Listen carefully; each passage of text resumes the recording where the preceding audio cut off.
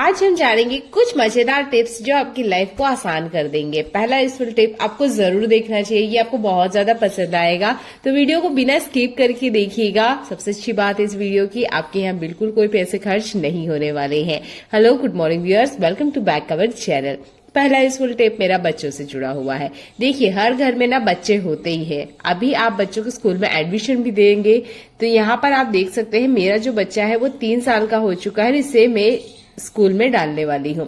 पर इस एज के जो बच्चे होते हैं इन्हें ना पेंसिल पकड़ना नहीं आता है। जैसे कि मेरा ये बच्चा है, ये तो पेंसिल पकड़ लेता है, इसका जो बड़ा भाई है उसने इसे सिखाया है, और जब बच्चे बच्चों के साथ रहते हैं ना तो जल्दी से वो कैच भी कर लेते हैं। पर जो बच्चा पहला है उसके लिए ये बड़ी दिक्कत होती है कि वो पेंसिल पकड़ना नहीं सीख पाते हैं, या अभी आपको बच्चे को पेंसिल पकड़ाना है। एक तरीका बता रही हूँ, आप इसे यूज कीजिएगा। ये जो रबर होता है जो हम हमारे बालों में लगाते हैं, इसका यूज कीजिएगा। मिठाई के डिब्बे वाले रबड़ का मत यूज कीजिएगा, उससे बच्चों की उंगलियों पे निशान आ जाते हैं। पेंसिल को मैंने इस तरीके से पकड़ा है, एक नोट हमने इसमें लगाना है, और ये देखिए पेंसिल अच्छे से फिक्स हो गई है। अब आप बच्चे को दे दीजिए।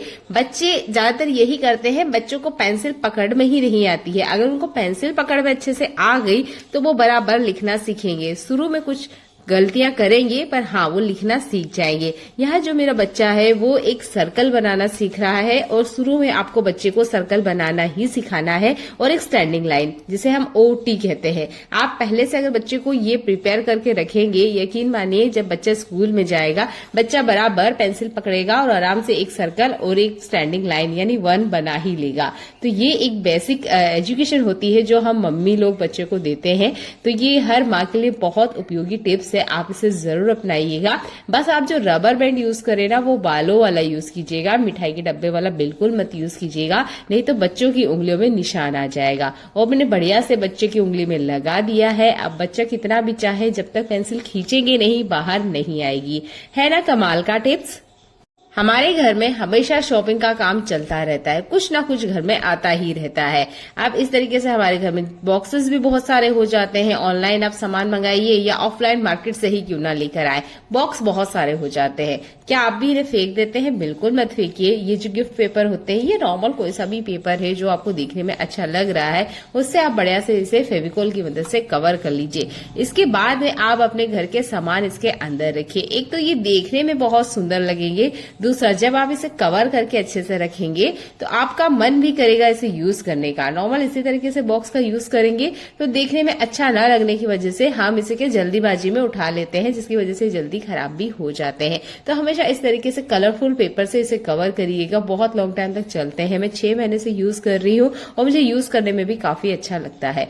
जो दवाई के छोटे बॉक्स आते हैं या इस तरह के छोटे छोटे बॉक्स में जो भी सामान आते हैं, इसको भी आप अच्छे से बढ़िया से कवर करके रख सकते हैं, और छोटी छोटी चीजें इसके अंदर ऑर्गेनाइज कर सकते हैं। जैसे कि मैंने थैलियों को भी इसके अंदर रखा है, ये बच्चे की घड़ियां है, यहाँ पे सेलो टेप है, रबर बैंड है, जो कि डेली लाइफ में यूज आने वाली चीजें हैं। इनको रखने के लिए आप बॉक्स का यूज कर सकते हैं। ज्यादातर यही चीजें जो होती है हमारे घर में बिखरी रहती है, जिसकी वजह से हमारा घर बहुत ज्यादा मेसी होता है। अगला यूजफुल हैक मेरा इसी बॉक्स से जुड़ा हुआ है। ये जो बॉक्स है इसका मैं बहुत अच्छे से यूज करके आपको बताऊंगी। तो सबसे पहले जो पीछे वाले पार्ट होते हैं, यहाँ पर आपने सेलो टेप से अच्छे से चिपका लेना है। अच्छा, ये जूते का बॉक्स है, इसलिए मुझे सेलो टेप यहाँ लगाना पड़ रहा है। आप ऑनलाइन सामान मंगाते होंगे तो वहां पर अच्छे से टेप पहले से लगी हुई आती है, बस जहां से आप ओपन करते होंगे ना उसी एरिया में आपको ओपन करना है।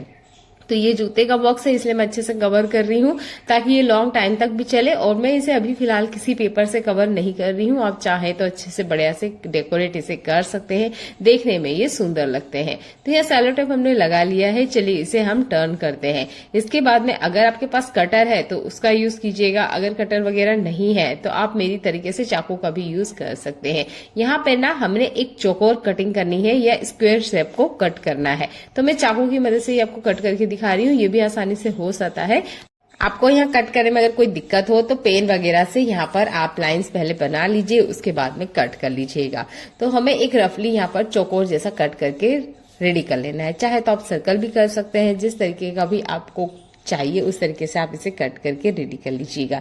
ये जो बॉक्स हम कचरा समझ के फेंक रहे हैं ना, ये हमारे घर के ही कचरे को ऑर्गेनाइज करने के लिए काम करेगा। कैसे, चलिए दिखाती हूँ। तो यहाँ पहले मैंने इसे कट कर लिया है। अब हमारे घर में ना शॉपिंग जो होती है वो काम डेली होता है। डेली हमारे घर में कुछ ना कुछ आता रहता है, क्योंकि गृह गृहस्थी में हमेशा कुछ ना कुछ सामान की हमें जरूरत होती है।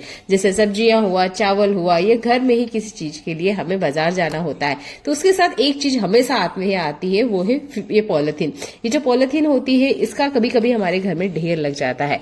ज्यादातर हम इसे ठीक से ऑर्गेनाइज करके नहीं रखते हैं, ऐसे ही पटक देते हैं, सोचते हैं जब जरूरत होगी तब उठा लेंगे, पर इससे हमारा घर ना बहुत ज्यादा मेसी हो जाता है। तो आपने इसे लगाना कैसा है, चलिए ये देख लीजिए। सबसे बड़ा जो पॉलिथीन है वो सबसे पहले आपने नीचे लगाना है, फिर उसके ऊपर उससे छोटा इस तरीके से आपने एक ट्रेंगल जैसे, या बोल सकते हैं साइज वाइज, आप इसे छोटे से बड़ा या बड़े से छोटा इसके ऊपर अरेंज कर लीजिएगा। आप इसे बॉक्स के ऊपर ही करेंगे तो आपको एक सटीक मेजरमेंट होगा कि हाँ कितनी बड़ी साइज में ये बन के तैयार होगा।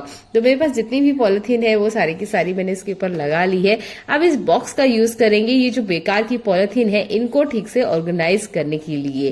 तो यहाँ पॉलिथीन को मैंने कुछ इस तरीके से अरेंज कर लिया है। इसके बाद मैं बीच से इसे पकड़कर आपको दिखा रही हूँ, क्योंकि ये बहुत ज्यादा फ्लफी होती है तो ठीक से तो पकड़ में नहीं आएगी, पर बीच वाले हिस्से से आप इसे पकड़िए, इनसाइड अंदर की तरफ आप इस तरीके से इंसर्ट कर दीजिएगा। सबसे ऊपर मैंने छोटी वाली पॉलिथीन को रखा है। इसका बस यही एक प्रॉब्लम है कि सबसे पहले ना आपके हाथ में छोटे वाली ही पॉलिथीन आएगी।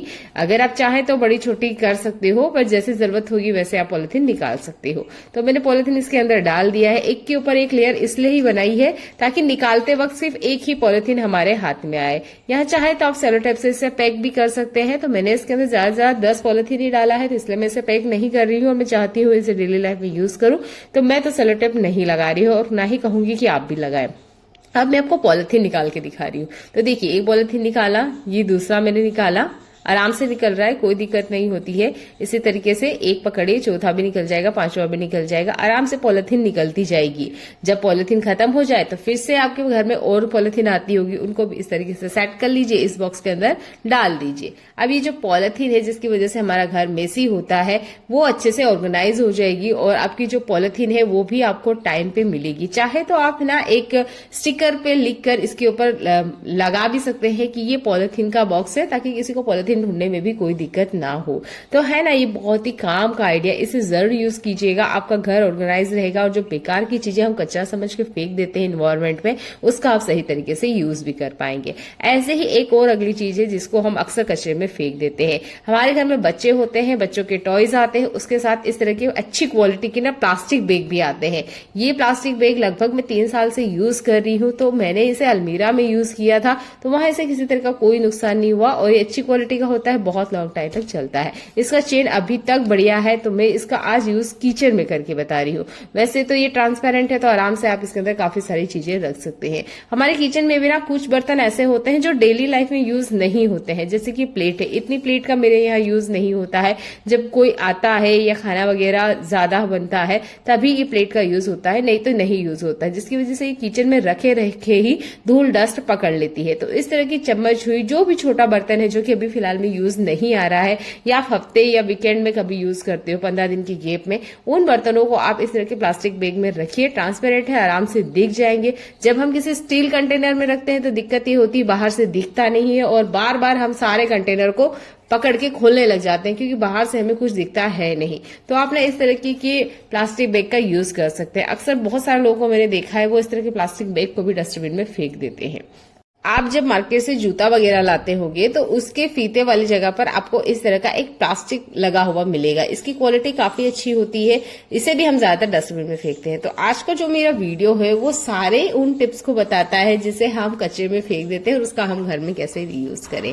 तो ये वाला जो प्लास्टिक है काफी अच्छी क्वालिटी का है, इसे मैं इस तरीके से पकड़ूंगी, और यहाँ पर देखिए मैं उस ट्रिक को भी आपको बता रही हूँ जिसे करने में हमें काफी ज्यादा दिक्कत होती है। किसी प्लास्टिक को सर्कल के फॉर्म में कट करना, तो आप इस तरीके से चौकोर मोड़ लीजिए। इसके बाद में आप कट करेंगे ना तो आराम से कितनी भी हार्ड प्लास्टिक हो वो आराम से सर्कल फॉर्म में कट के रेडी हो जाती है, जैसे कि मैंने अभी आपको करके दिखाया ही है। आप पेपर पे भी स्टिक का यूज कर सकते हैं।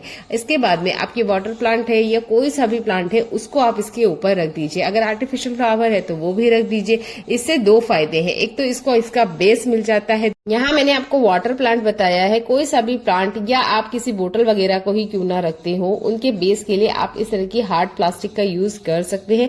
बहुत अच्छी होती है यूज करने में, बहुत जल्दी ये खराब भी नहीं होती है और सफाई करने में ना बहुत ज्यादा आसानी होती है, क्योंकि हर सरफेस पे धूल मिट्टी बहुत जल्दी आती है। हर हफ्ते हमें पूरे घर की डीप क्लीनिंग करनी ही होती है।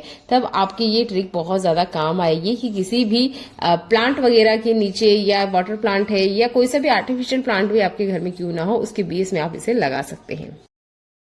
घर में हम घी बनाते हैं तो उस पर कोई एक्सपायरी डेट नहीं होती है, ना ही हमें पता होता है कि ये घी कब एक्सपायर होने वाला है। तो देखिए, जो घर में घी बनाया जाता है उसकी एक्सपायरी डेट होती है, हमें नहीं पता होती है पर होती जरूर है। तो इस घी को आप 6 महीने से ज्यादा मत रखिएगा। अगर इसके बाद भी आपको रखना है तो स्टिक को यूज कीजिएगा। ये घी अगले 1 साल तक आराम से रखा जा सकता है, बिल्कुल खराब नहीं होगा। तो जब मार्केट से हम घी लेकर आते हैं उसमें प्रिजर्वेटिव ऐड होते हैं, पर घर में हम इसे कैसे लॉन्ग टाइम तक के लिए रखें, तो आप लीजिए ये हमारा खाने वाला नमक। अगर काला नमक है तो आप उसका भी यूज कर सकते हैं, कोई दिक्कत नहीं है।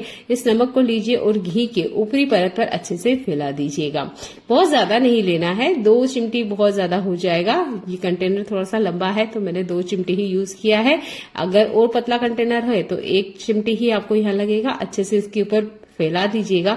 इसके बाद में आपने चम्मच लेनी है और ध्यान दीजिएगा चम्मच से आपने यहाँ पर इसे हिलाना बिल्कुल नहीं है। मैं चम्मच सिर्फ आपको इसलिए दिखा रही हूँ कि आप चम्मच से इसे हिलाइएगा मत। ये जो नमक होता है ये प्रिजर्वेटिव का काम करता है। आपका घी अगले 6 महीने के लिए सेफ है। अगर आप फ्रिज में रखते हो तो आराम से साल भर चल जाएगा, है ना। ये कमाल का आइडिया। तो यहाँ पर मैंने स्टिक को आपको यूज करके दिखाया है।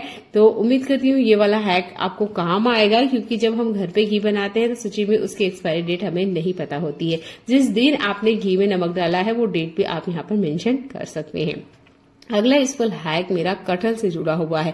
तो अभी का जो मौसम है ना गर्मी के एंड वाला, इसमें ना आपको कटहल मार्केट में बहुत अच्छे से मिल जाएगा।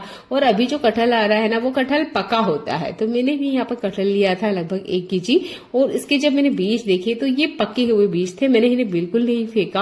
अब आप सोच रहे होंगे पके हुए कटहल के बीज से हम क्या करेंगे, तो देखिए जो भी कट वाले बीज है आप इसको हटा दीजिएगा। ये जो कटहल का बीज होता है ये आपके बहुत ज्यादा काम आ सकता है। आप ये प्लांट देख सकते हैं, आप प्लांट नहीं इसे ट्री ही कह सकते हैं। ये जो ट्री है ये मैंने अपने हाथों से लगाया है। 6 साल पहले कुछ इसी तरीके से कटहल के बीज मेरे हाथ आए थे। मैंने भी नहीं सोचा था कि इतना बड़ा प्लांट मेरे हाथों से हो जाएगा।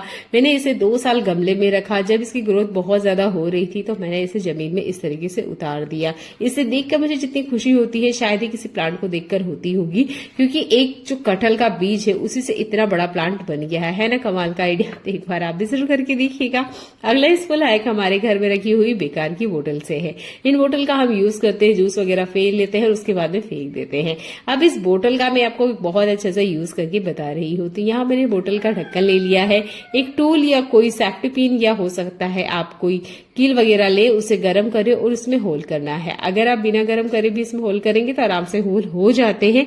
अब होल करने के बाद आप देखेंगे इसका हम यूज कैसे करेंगे।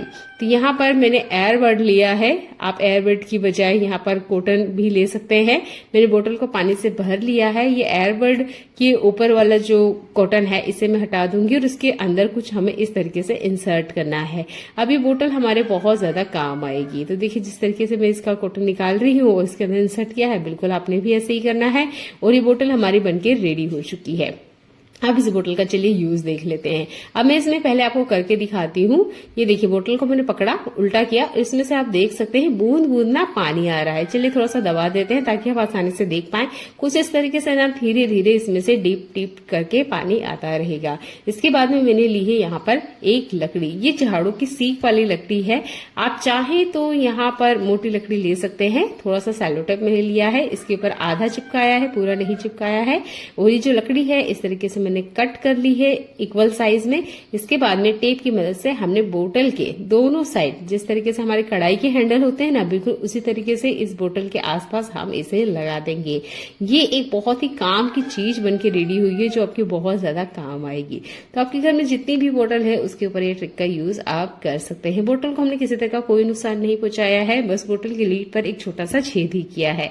अब इस बोतल को लेके चलते हैं हम हमारे प्लांट की तरफ। देखिए, बहुत बार ना हम घर से बाहर जाते हैं और हमें हमारे प्लांट की बहुत ज्यादा चिंता होती है कि इन्हें पानी देगा कौन। तो जब हम जाते हैं तब तो हम इन्हें अच्छे से पानी देते हैं, पर उसके बाद भी 2 या 3 दिन के लिए आप बाहर जा रहे हैं तो एक बोतल में इस तरीके से आप पानी भर के रख सकते हैं। धीरे धीरे टिप टिप करके, यानी बूंद बूंद पानी इस प्लांट को मिलता रहेगा। ये प्लांट सूखेगा नहीं। बहुत ही कमाल का आइडिया है, जरूर करके देखिएगा। मुझे बहुत ज्यादा इसकी जरूरत होती है क्योंकि मेरे पास बहुत सारे प्लांट है और जब भी मैं कहीं बाहर जाती हूँ तो आधा तो मुझे इसी बात का टेंशन हो जाता है कि इन प्लांट को पानी देगा कौन। तो इस तरह की ट्रिक मैं अपनाती हूँ। और देखिए, बच्चों को ये ट्रिक आप जरूर बताइएगा। बच्चों को ना बहुत ज्यादा खुशी होती है और नई चीज सीखने की उन्हें क्रिएटिविटी आती भी है। तो उम्मीद करती हूँ ये वाला हैक आपको पसंद आया होगा। बच्चों को जरूर बताइएगा क्योंकि इस तरह की आदतें बच्चों में डालना जरूरी है कि वो किसी चीज का किस तरीके से यूज ले सकते हैं। चलिए देख लेते हैं आज का एक और कमाल का यूजफुल टिप। इस तवे का भी मैंने यूज किया था चूल्हे के ऊपर रोटी बनाने के लिए। मकई की रोटी हमने बनाई थी, पर जब इस चूल्हे पे हमारा काम हो चुका था, इस तवे को जब मैंने देखा तो इसकी हालत भी बहुत ज्यादा बुरी थी। ये इतना ज्यादा काला था कि शायद काजल भी इतना काला नहीं होता होगा। काजल को छुटाना और भी आसान होता है, पर तवे का जो कालापन होता है इसे छुटाना आसान नहीं होता है। बस मैंने तवे को पकड़ा है और देखिए मेरे हाथ अभी से काले हो गए हैं और हमारे हाथ की जो लाइंस होती है ना, उसके अंदर ही इस तरीके से बैठ जाता है कि 3-4 दिन तक ये निकलते भी नहीं है। तो मैंने एक दिया लिया है, दिए से बहुत अच्छी क्लीनिंग होती है। इसके बाद में मैंने लिया है हार्पिक। वैसे तो मैं नहीं कहूंगी कि आप हार्पिक का यूज कीजिएगा, पर कुछ बर्तन ऐसे होते हैं जो कि बहुत ज्यादा जिद्दी होते हैं, जैसे कि ये चूल्हे पे रखा हुआ तवा। ये इतना ज्यादा जिद्दी है या इतना ज्यादा इसमें कालापन है कि जो निकलने का नाम नहीं ले रहा था। तो मैंने यहाँ हार्पिक का यूज किया है। ये तवा डेली लाइफ में यूज नहीं होता है, जब चूल्हे पे काम होता है तभी यूज होता है। कोशिश कीजिएगा जिस भी बर्तन पर आप हार्पिक का यूज करते हैं उसके 3 दिन बाद तक आपने इस बर्तन को खाने पीने में यूज नहीं करना है। कड़े धूप में रखिएगा ताकि इसके अंदर जितना भी केमिकल है वो आराम से निकल जाए। दिया लिया है, अच्छे से स्क्रबिंग करना है। अभी मैं आपको दिखा रही हूँ कि इस दिए में से कितनी सारी कालापन है जो कि निकल रहा है। तवे में से तो निकला ही है, जैसे ही जैसे आप दिए को स्क्रब करेंगे तो और आसानी से ये निकल जाता है। डायरेक्ट हार्पिक को कभी मत टच कीजिएगा, ये केमिकल होता है। अब पीछे वाले हिस्से पे भी मैंने डाल दिया है और बस दिए से हल्का हल्का सा स्क्रबिंग करा है। तो इसके ऊपर जितना भी कालापन है वो आसानी से निकल गया था। मुझे ये ट्रिक आसान लगा क्योंकि जब इस तरह के जो बर्तन होते हैं ना, उन्हें कोई भी साफ करना पसंद नहीं करता है। कारण होते हैं कि हाथ काले हो जाते हैं। तो यहाँ देखिए मैंने तवे को अच्छे से बड़े से क्लीन कर लिया है। अब पीछे वाले हिस्से में जहाँ काफी ज्यादा काली थी, चलिए इसे टच करके हम दिखाते हैं। तो देखिए मेरे हाथ बिल्कुल साफ है, क्लीन है, किसी तरीके का कालापन मेरे हाथों में नहीं आया हुआ है। तो उम्मीद करती हूँ इस तरह के काले बर्तनों को आप आराम से साफ कर सकते हैं। कोशिश कीजिएगा आपने सिर्फ एल्यूमिनियम और लोहे के बर्तन पे ही इसे ट्राई करना है। स्टील पे मत कीजिएगा, बर्तन खराब हो जाएगा। अगला यूजफुल हैक मेरा आटे से जुड़ा हुआ है। आप देख सकते हैं ये है मकई का आटा और इसमें ना लाल चींटियों का एक भंडार जैसा हो गया है। जब आज सुबह मैंने इस कंटेनर को देखा तो इसमें काफी सारी चींटियों की लाइन हो रखी थी। देख के बिल्कुल दिमाग ही नहीं काम कर रहा था कि अब इन चींटियों को भगाएं कैसे। तो देखिए इतने सारे आटे को तो हम फेंक नहीं सकते और ना ही एक एक चींटी को इसमें से निकाल सकते हैं। तो कुछ ट्रिक हमें जरूर पता होनी चाहिए। तो मैंने यहाँ डाल दिया है नमक, जो नॉर्मल हम खाने में यूज करते हैं। ध्यान दीजिएगा नमक सिर्फ आपने आटे की ऊपर वाली परत पे ही डालना है, अंदर तक मत मिलाइएगा, नहीं तो नमक की क्वांटिटी कम ज्यादा हो सकती है। शायद आपके अलावा कोई और खाना बनाए तो वो और नमक डाल देंगे जिससे आटे का स्वाद खराब हो जाता है। तो बिल्कुल जहां कॉर्नर्स लाइन से सर्कल में दिखेंगे यहीं पर मैंने नमक डाला है। जहां पर आपको व्हाइट ज्यादा दिख रहा है वहां बहुत ज्यादा चींटियां थी, इसलिए मैंने ज्यादा नमक डाल दिया था। लास्ट में मैंने इस नमक को उठा भी लिया था। तो आपने क्या करना है, कॉर्नर में साइड में जहां से चींटियां एंट्री कर रही है इस आटे में, वहां के पूरे सर्कल में कॉर्नर्स में नमक डाल देना है। अब इससे क्या होगी, जो इनकी केमिकल वाली लाइन होती है, जिस लाइन को ये फॉलो करते हैं, वो लाइन टूट जाएगी, जिसकी वजह से इसके अंदर चींटियां नहीं आएगी और जो अंदर चींटियां हैं वो जैसे तैसे बाहर निकल जाएगी, पर अंदर आने की उन्हें एंट्री नहीं मिलेगी। आधे घंटे के लिए बस आप इस कंटेनर को खुला छोड़ दीजिए। धूप में जरूरी नहीं, किचन काउंटर पे आप छोड़ सकते हैं, तब भी इसके अंदर की जितनी चींटियां हैं वो सारी निकल जाएगी। मैंने इसे करके देखा है, 100% वर्क करता है। घर में छोटे बच्चे हैं तो वो इस तरह की करामत जरूर करते हैं। घर में जहाँ पे भी मिरर है वो उसके ऊपर हाथ चलाते रहते हैं। इस तरह के जो बड़े मिरर होते हैं उसके ऊपर बच्चे अक्सर अपने हाथ चलाते ही रहते हैं। ऊपर वाला हिस्सा देख सकते हैं वो क्लीन है और नीचे वाला जो हिस्सा है ये क्लीन नहीं है। छोटा बच्चा है तो इस तरह की चीजें होती रहती है। तो यहाँ मैंने लिया है एक नेल पेंट रिमूवर वाला पेपर और इसको मैं इसके ऊपर इस तरीके से चला दूंगी। बस हल्के हल्के से आपने मलना है और आप देखेंगे कितने भी दाग क्यों ना हो बहुत आसानी से क्लीन हो जाते हैं। आप कांच की जो भी सरफेस है उस पे भी इस ट्रिक को यूज कर सकते हैं। कांच के ग्लास वगैरह आप नए लेकर आते हैं उसका गम नहीं निकलता है तब भी आप इस ट्रिक को यूज कर सकते हैं। तो यहाँ पर मैं आपको मिरर पे करके दिखा रही हूँ। बस एक ही वाइप की मुझे जरूरत हुई और नॉर्मल कोई सा भी पेपर ले लीजिए, टिश्यू पेपर, न्यूज पेपर, इसके ऊपर वाइप करना है और आप देखेंगे जितने भी दाग धब्बे हैं बहुत आसानी से निकल जाते हैं। ये बहुत ही कमाल का टिप है, जरूर करके देखिएगा क्योंकि अक्सर हमारे घर में इस तरह के मिरर होते हैं तो देखने में बिल्कुल अच्छे नहीं लगते हैं। बस एक ही वाइप की हमें जरूरत पड़ी, बहुत ज्यादा भी नहीं लगता है और अच्छे से बढ़िया से कांच क्लीन हो जाता है। नीचे वाला कांच अच्छे से बढ़िया से क्लीन है। चलिए ऊपर थोड़ा सा मैं करके दिखाती हूँ। अब ऊपर वाला आपको गंदा दिख रहा होगा, है ना, ये कमाल का टिप। चलिए देख लेते हैं अगला यूजफुल हैक। बाफले, बाटी या लिट्टी जो भी आप इसे कहते हैं, हमारे यहाँ इसे बाटी कहा जाता है। अक्सर ये जब बच जाती है तो इसका कुछ यूज नहीं आता है। आप किस तरीके से इसे खाने में फिर से यूज करें तो देखिए, चाहे तो आप इसे इस तरीके को अपना सकते हैं, नहीं तो अगर आप इसे गाय को देते हो या किसी भी पशु को देते हो तो वो इसे डायरेक्ट नहीं खा पाएंगे, कारण क्योंकि ये बहुत ज्यादा हार्ड हो जाती है। जिस दिन बनाते हैं उस दिन तो नरम होती है, अगले 1 या 2 दिन बाद ये बहुत ज्यादा हार्ड हो जाती है। तो मैंने इसे कट करके फ्राई किया, खाने में यूज कर लिया, पर फिर भी इतनी सारी बाटी बच गई है। तो आप इस तरीके से कट करके फ्राई में खाने में यूज कर सकते हैं, स्वाद बहुत अच्छा आता है। आप घी या तेल में इसे फ्राई कर सकते हैं। अगर आपको किसी जीव को देना है या मान लीजिए कुत्ता हुआ, बिल्ली हुआ या गाय हुई, जो भी जीव आपके यहाँ पर आते होंगे उनको आप देना चाहते हैं तो इस तरीके से पहले इसे कट करिए। डायरेक्ट बड़ा बड़ा बाटी, लिट्टी ये आपको नहीं देना है, ये उनके खाने में नहीं जाता है और जितना हो सके इन्हें छोटा कीजिएगा।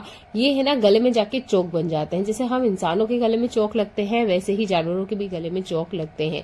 तो कभी भी आपने बाटी को खड़ा नहीं देना है, इस तरीके से छोटे छोटे टुकड़े कर लीजिए। इसके बाद में मैं तो वैसे इन्हें कबूतर को देने वाली हूँ तो मैंने इस तरीके से बड़े बड़े टुकड़े कर लिए हैं। आप चाहें तो इसे गैस पे रख के गर्म कर दीजिए, ये नरम हो जाएंगे। अगर इतना आप गैस वेस्ट नहीं करना चाहते हैं क्योंकि ये बचा हुआ खाना है तो आप ना नॉर्मल इसके ऊपर पानी ही रख दीजिए। रात की बची हुई जो रोटियां होती है वो नरम होती है, उन्हें नरम करने के लिए भी आप पानी का यूज कर सकते हैं। पर अगर डायरेक्ट आप गाय को देते हैं तो वो खा लेती, कोई दिक्कत नहीं होती है। पर बाटी के साथ आप ऐसा नहीं कर सकते, इसे आपको डायरेक्ट नहीं देना चाहिए। इस तरीके से कट करके या हाथों से ही तोड़ के इसे देना चाहिए। बहुत ही आसान से स्टेप है, जरूर करके देखिएगा। अगर आपके यहाँ भी बाटी या बाफले बच जाते हैं, मैं इसे पानी डाल के रख दे रही हूँ। अगले 4 घंटे में अच्छे से बढ़िया नरम हो जाएगी। इसके बाद में मैं इसे जीव जंतु को खाने के लिए दे दूंगी। चाहे तो आप गैस पे भी रख सकते हैं, नहीं तो आप पानी में ही इस तरीके से रख दीजिए, ये अपने आप खुद से नरम हो जाती है। छोटा सा स्टेप है, जरूर करके देखिएगा। कभी भी खड़ी बाटी या खड़ी लिट्टी या खड़ा बाफला किसी जीव जंतु को नहीं देना है। जून का एंडिंग चल रहा है और अभी के मौसम में आपको आम मार्केट में बहुत ज्यादा मिल रहे होंगे। इस आम को आप घर पे जरूर लाते होंगे। ये जो आम है मेरे पास 2 तरीके के हैं, एक कलमी आम है, एक दशहरी आम है। तो कलमी आम को तो हम कट करके ही खाते हैं तो हमें आराम से पता चल जाता है ये खराब है या अच्छा है। पर ये जो दशहरी आम होते हैं अक्सर इसे चूस के खाया जाता है, कुछ इस तरीके से दबाया जाता है और फिर खाने में यूज किया जाता है। पर ये जो ट्रिक है, ये जो तरीका है आम खाने का, ये बिल्कुल भी सही तरीका नहीं है। अगर आपके घर में आम का पेड़ है और आपने खुद पकाया है तब तो चलिए आप इसे इस तरीके से खा सकते हैं, कोई दिक्कत नहीं है। पर अगर ये दशहरी आम आप मार्केट से लेकर आ रहे हैं तो कोशिश कीजिएगा आपने खुद भी इस तरीके से खाना है और बच्चों को भी ऐसे ही खिलाना है। इसे कट करके खाइएगा, स्वाद तो बहुत बढ़िया आता है, वो तो है ही, पर इसे खाने का यही सही तरीका है। मैं खुद का एक्सपीरियंस बताऊं तो काफी बार अगर मान लीजिए मैं 10 आम लेकर आती हूँ उसमें 3 आम ऐसे जरूर निकल आते हैं जो कि खराब होते ही हैं। बाहर से तो नॉर्मल अच्छे दिखते हैं पर अंदर से वो बेस्वाद होते हैं। काफी बार तो उसमें कीड़े भी देखे गए हैं। तो आम एक बहुत मीठा फल होता है जिसके अंदर कीड़े भी बहुत आसानी से लग जाते हैं। आप खुद खा रहे हो या किसी को खाने के लिए दे रहे हो या बच्चा है तो बच्चे को स्पेशल यही तरीका बताइएगा, क्योंकि आजकल जितने भी आम आ रहे हैं वो ज्यादातर केमिकल से पकते हैं। तो केमिकल वाले आमों में बहुत जल्दी सड़न भी लग जाती है। टाइम से पहले बिक गए तो ठीक है, बाकी आम वाले तो अपने आम बेचने का काम करेंगे ही, और हमें नहीं पता होता है कि कितने दिन पहले से पका हुआ है, जिसकी वजह से अंदर की तरफ से आम खराब होने लग जाते हैं। उम्मीद करती हूँ ये छोटा सा टिप है, जरूर यूज करके देखिएगा। यहाँ मैं एक आम दिखा रही हूँ जो शायद कहीं रखा हुआ था, और देखिए इसमें एक दाग है। अब ये दाग बाहर से तो हमें लगता है नॉर्मल है, पर जब से ही हम इसे अंदर खोलेंगे ये अंदर से पूरी तरीके से पिलपिला होगा और बहुत बैड स्मेल आती है। तो इस ट्रिक को मत यूज कीजिएगा, इस तरीके से कट करके ही खाएं। अगला यूजफुल हैक मेरा अनाज से जुड़ा हुआ है। कुछ अनाज ऐसे होते हैं जिसमें बहुत जल्दी ना लाल चींटी लग जाती है। आप देख सकते हैं इस ग्लास के कॉर्नर में अभी भी आपको 2-4 चींटियां देखने को मिल रही होगी। चलिए इस ग्लास को मैं आपको हटा के दिखाती हूँ। अब आप देखिए ये जो बाउल है या कटोरी है, इसके अंदर आप काफी सारी लाल चींटी देख सकते हैं। तो 3 घंटे पहले मैंने नॉर्मल पानी को इस तरीके से रख दिया और जितनी चींटियां थी वो खुद से बाहर आई और इसके अंदर डीप होके मर गई है। तो आप ना इस ट्रिक को अप्लाई कर सकते हैं। आपने कुछ एक्स्ट्रा नहीं करना है, बस पानी ही रखना है। ना ही पानी में किसी तरीके से कोई विनेगर ऐड करना है, ना ही सोडा ऐड करना है, ना ही कोई केमिकल ऐड करना है, क्योंकि किचन में जितना हो सके कम से कम केमिकल का हमें यूज करना चाहिए। हाँ, बहुत जरूरी है तभी केमिकल का यूज करें, नहीं तो आधे से ज्यादा काम हमारे पानी से बन जाते हैं, क्योंकि ज्यादातर हम जितना भी काम करते हैं किचन में वो पानी से ही जुड़ा होता है। तो आपके घर में भी अगर अनाज रखा है और उस पे लाल चींटी आ रही है तो आप इस ट्रिक का यूज कर सकते हैं। बहुत बार रोटियों में हो जाती है, सब्जी में भी हो जाती है, मतलब किचन में हम खाना नहीं छोड़ सकते, खाना छोड़ते ही लाल चींटियां बहुत जल्दी आ जाती है। तो यहाँ पर लाल चींटी को भगाने के लिए मैंने आपको ये पानी वाली ट्रिक बताई है। इस ट्रिक का यूज करते हुए आप अपने घर के खाने को आराम से सुरक्षित रख सकते हैं इन लाल चींटियों से। आपने देखा होगा पूरे साल में लाल चींटियां सिर्फ गर्मी में ही निकलती है, किसी और सीजन में आपको लाल चींटी देखने को नहीं मिलेगी। गर्मियों में लाल चींटियों को गर्मी सहन नहीं होती है, जिसकी वजह से वो ठंडक ढूंढती है और घर के अंदर आती हैं। अगला यूजफुल हैक बहुत ही ज्यादा काम आने वाला है। देखिए आपके घर में ना कुछ ऐसा सामान जरूर होगा जो आपने रख रखा होगा, जैसे कि मैंने भी रख रखा है, सोचा था कभी यूज आएगा पर वो यूज नहीं आता है। तो टाइम टू टाइम हर चीजों को अपने घर से डिस्कार्ड करते रहे, क्योंकि हर चीजों के ऊपर एक एक्सपायरी डेट लिखी होती है। तो जितनी भी बोटल्स वगैरह है वो मैंने निकाल ली है। यहाँ पर बच्चों के कुछ टॉयज है, कुछ ऐसा सामान है जो मैंने खरीदा था, खराब हो चुका होता है और हम उसे ना रख रखे होते हैं कि शायद कभी काम में लेंगे, पर शायद वो टाइम कभी आता ही नहीं है। तो इस बारिश के पहले आपने ये जितना भी सामान है ये आपने घर से सब निकाल देना है। यहाँ पर बैटरी है, ये ट्राइपॉड है, काफी सारा ऐसा सामान है जो सोचा था कि हम यूज लेंगे पर वो यूज में नहीं आता है। तो जितना भी ऐसा सामान है वो सारा का सारा आपने बारिश आने से पहले घर में से निकाल देना है, या हो सके तो आप इन्हें यूज कर लीजिए। वैसे मैं कभी किसी कचरे को नहीं फेंकती हूँ, सबका ही यूज करती हूँ। वो कॉर्नर्स में आप डब्बे देख सकते हैं, इन्हें मैंने प्लांट लगाए हैं। तो ये जितनी भी बोटल्स है इसमें मैं छोटे छोटे प्लांट लगाने वाली हूँ, इसलिए इन्हें साइड में रख रखा है। और जो टोकरी का सामान है वो मुझे कचरे वाले को देना है। अगला यूजफुल हैक बहुत ज्यादा काम का होने वाला है। हमारे घर में ना जब कोई चीज पुरानी हो जाती है, टूट जाती है, तो हम उसे फेंक देते हैं, सोचते हैं वो हमारे काम नहीं आएगी। यहाँ पर एक चिमटा आप देख सकते हैं, ये वाला ना खराब हो चुका था, जिसकी वजह से मैं इसे डिस्कार्ड करने वाली थी, घर से बाहर कूड़ेदान में डालने वाली थी, पर मैंने इसे नहीं फेंका, ना ही इन्हें इसे कचरे वाले को दिया। अब आप सोच रहे होंगे क्या फायदा हुआ इसका, तो मैं आपको बताती हूँ। मैंने सेकंड चिमटा फिर से अगेन मंगाया और ये जो सेकंड चिमटा है इसके हैंडल में से ही ये खराब हो चुका है। तो दोनों ही चिमटे में 2 अलग अलग जगह से खराबी आ चुकी है। तो अब क्या मुझे तीसरा चिमटा मंगा लेना चाहिए? नहीं। देखिए कुछ जुगाड़ ना हम महिलाओं को जरूर आने चाहिए। तो इसके एक एक पार्ट ही खराब है, पूरे के पूरे ये खराब नहीं है। तो जो पार्ट खराब है मैंने उसको दूसरे से एक्सचेंज कर लिया। जैसे कि इस चिमटे का हैंडल खराब है तो इस चिमटे को मैं यहीं रहने दूंगी और ऊपर से जो इसकी पकड़ है उसको मैं निकाल ले रही हूँ और दूसरे वाले चिमटे में लगा ले रही हूँ। तो देखिए कुछ ट्रिक ना हम इस तरीके से तिकड़म लगा सकते हैं कि चीजों को घर बैठे ही ठीक कर सकते हैं और थोड़े से ही सही पर पैसे जरूर बचते हैं। तो इस तरीके से काफी सारी चीजें हमारे घर में होती है, जैसे कि खाली प्लेट हुई, पानी की बोतल्स हुई, खाली डिब्बे हुए, जिन्हें हम अक्सर खराब हो जाने पे फेंक देते हैं, पर कभी ना कभी वो किसी तरीके से काम जरूर आ जाते हैं। तो कभी मत फेंकिए, वो आपके जरूर काम आएंगे, आज नहीं तो कल। और जब वो नहीं काम आ रहे हैं तो एक साथ निकाल लीजिए और घर से आप उसे कच्चे वाले को दे दीजिए, या ऐसा कोई इंसान जिसके वो काम आ सकता है आप उसे दे सकते हैं। तो यहाँ पर मैंने दोनों पकड़ को निकाल लिया है और जो ठीक है उसे मैं लगा लूंगी। ये वाला खराब है और जो दूसरा मेरे हाथ में मैंने भी पकड़ा है ये ठीक है, तो ये इसके अंदर मैं लगा दूंगी। और अच्छे से बढ़िया से ये काम करने लग गए थे, क्योंकि मैं अक्सर इसका वीडियो बनाने के लिए यूज करती हूँ। ये पूरे 90 डिग्री पे मूवमेंट कर जाता है, तो मुझे ये यूज करने में ज्यादा अच्छा लगता है बजाय ट्राइपॉड के। तो उम्मीद करती हूँ इस तरह के छोटे छोटे हैक आप भी यूज करते होंगे। और जो चीजें खराब हो जाती है उसे फेंकने से पहले एक बार जरूर संभाल के रखें कि शायद अगली बार वो हमारे कहीं काम आ जाए। तो यहाँ थोड़े से ही सही पर मेरे पैसों की बचत हुई है। चलिए देख लेते हैं अगला यूजफुल हैक।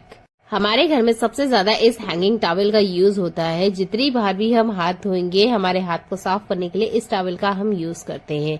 अब जितनी बार इसे टच करेंगे उतनी बार गंदा भी होगा। तो देखिए इस तरीके से क्या होता है, ये टॉवल इतने ज्यादा गंदे हो जाते हैं कि वापस यूज करने का मन ही नहीं करता है। तो हमारे घर में तो बहुत ज्यादा गंदे होते हैं। हर वीकेंड पे मैं इन्हें क्लीन करती हूँ, उसके बाद भी इनकी हालत बहुत ज्यादा बुरी हो जाती है। तो देखिए इसके जो दाग होते हैं ना वो बहुत ज्यादा जिद्दी होते हैं। तो यहाँ पर एक व्हाइट वाला कपड़ा है, इसे मैं आपको दिखाना चाहूंगी। जहां से मैंने इसे बांध रखा था यहाँ से ये बढ़िया क्लीन है, पर नीचे वाला हिस्सा देख सकते हैं जिसे यूज करते हैं वो पूरी तरीके से खराब हो चुका है। इसको साफ करने का आसान सा ट्रिक, हमारे घर में ना फेस वॉश जरूर होता है। जब यूज हो जाता है तो हम इसको अक्सर फेंक देते हैं। तो यहाँ मैंने लिया है सीजर और मैं इसकी मदद से यहाँ इस पे कट लगाने वाली हूँ। अब आप इसे अगर ध्यान से देखेंगे तो इसके अंदर आपको काफी सारा फेस वॉश देखने को मिल जाएगा। अब मैं आपको इसे पलट के दिखा रही हूँ। देखिए अंदर से आपको इसमें फेस वॉश दिख रहा होगा, लेकिन जब इसे यूज करने के लिए हमने निकालने की कोशिश करी ये बिल्कुल भी बाहर नहीं आ रहा था, क्योंकि इसकी बनावट ही कुछ इस तरीके से होती है कि काफी सारा फेस वॉश इसके अंदर रह जाता है। तो उम्मीद करती हूँ अगली बार आप इसे फेंकने से पहले इस ट्रिक को यूज करेंगे। तो जितना भी फेस वॉश है मैं इसे कट करके यहाँ पे साइड में रख ले रही हूँ। अब आपके घर के जितने भी ये हैंगिंग टॉवल है इसे क्लीन करने के लिए आप इसका यूज कर सकते हैं। ये बहुत अच्छी क्वालिटी के होते हैं। जितने भी हमारे चेहरे पे दाग धब्बे होते हैं उसकी रंगत निखारने के लिए हम इसका यूज करते हैं। पर इसका यूज आप इस तरीके से भी ले सकते हैं कि ये जो हमारे हैंगिंग टॉवल है इसको क्लीन करने के लिए आप इसका इस्तेमाल कर सकते हैं। तो यहाँ आपने लेना है पानी और पानी में आपने इसे डाल देना है। कोशिश कीजिएगा कट करके ही यूज करें ताकि इसके अंदर का जितना भी फेस वॉश है वो सारा का सारा आपके यूज में आ जाए। इसे अच्छे से इसमें शेक कर लीजिएगा, अच्छे से बढ़िया से झाग आ जाता है। तो इसके बाद में एक और चीज आपके घर में होगी, अगर आप फेस वॉश यूज नहीं करते हैं तो दूसरी जो चीज मैं दिखा रही हूँ आपको वो आपके जरूर घर में होगी। ये होता है टूथपेस्ट। टूथपेस्ट भी खत्म हो जाने के बाद अक्सर हम इसका यूज नहीं करते, तो आप भी इस तरीके से सीजर की मदद से इसे कट कर सकते हैं। अब देखिए मैं आपको इसे खोल के दिखा रही हूँ। अभी बाहर से ऐसा लग रहा था कि इसके अंदर बिल्कुल टूथपेस्ट नहीं है, पर जैसे ही मैंने इसके अंदर सीजर डाला आप देख सकते हैं काफी सारा टूथपेस्ट इसके अंदर है। तो इस तरीके से फेंकने से पहले खाली पैकेट का आप यूज कर सकते हैं। आप चाहें तो यहाँ पर किचन डस्टर को भी क्लीन कर सकते हैं। मैं यहाँ हैंगिंग टॉवल आपको क्लीन करके बता रही हूँ, आप किचन डस्टर को भी क्लीन करने के लिए यूज कर सकते हैं। बहुत ही आसान सी ट्रिक है। जो चीज हम कचरा समझ के बाहर फेंक रहे हैं ना वो आपके बहुत ज्यादा काम आ जाएगी। काफी सारा टूथपेस्ट इसमें से भी बाहर आया ही है। अच्छे से दोनों को मिक्स कर लीजिएगा। इसके बाद में ये जितने भी आपके पास डस्टर हैं या इस तरीके के हैंगिंग टॉवल है जो कि यूज करने के बाद अक्सर गंदे हो जाते हैं, जिसके दाग धब्बे आसानी से नहीं निकलते हैं, 20 मिनट के लिए आप इस सॉल्यूशन में से छोड़ दीजिएगा। 20 मिनट बाद आप इसे क्लीन कर लीजिए। इतने बढ़िया से क्लीन हो जाते हैं, ऐसा लगता है एकदम नए सी चमक आ गई है।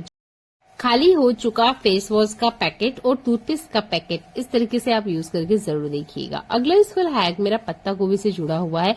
पत्ता गोभी की सब्जी जब भी आप बनाते होंगे बहुत ज्यादा ये टाइम लेती है, जब भी आप इसे कढ़ाई में बनाते होंगे और ठीक से पकती भी नहीं है।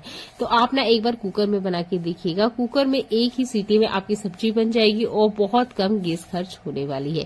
तो अगली बार जब आप पत्ता गोभी की सब्जी बना रहे हैं तो इस बार इस ट्रिक को यूज करके देखिएगा। कढ़ाई की बजाय कुकर में बहुत कम टाइम लगता है। देखने के लिए धन्यवाद।